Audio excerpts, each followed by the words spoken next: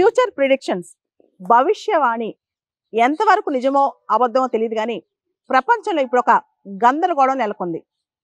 Baba Vanga of Japan అంటాం, Rio తుత్సుకి. ఈవిడ July 5వ తారీఖున జపాన్లో పెద్ద ప్రళయం వస్తుంది, పెద్ద సునామీ వస్తుందని చెప్పి ఎప్పుడో ప్రిడిక్ట్ చేస్తుంది. ఆవిడ ద ఫ్యూచర్ ఐ సా అనే బుక్లో చాలా రాస్తుంది అనమాట.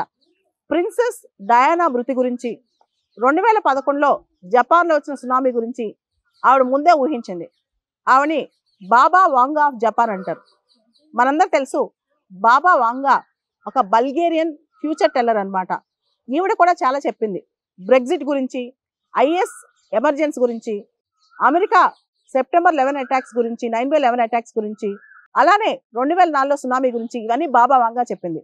బాబా వాంగా ఆఫ్ జపాన్ రియో తుత్సుకి రేపు అంటే జూలై 5వ తారీఖున జపాన్లో చాలా పెద్ద ప్రళయం వస్తుందని చెప్పేసరికి చాలా మంది దీన్ని నమ్మి జపాన్కి వెళ్ళే ట్రావెల్ ప్లాన్స్ కూడా, వాళ్ళ ఫ్లైట్ టికెట్స్ కూడా క్యాన్సిల్ చేసుకున్నారు.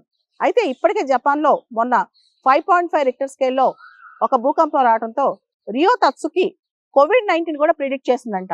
చాలా మంది ఇప్పుడు భయభ్రాంతులకు గురవుతున్నారు జూలై 5వ తారీఖున ప్రళయం వస్తేమని చెప్పి.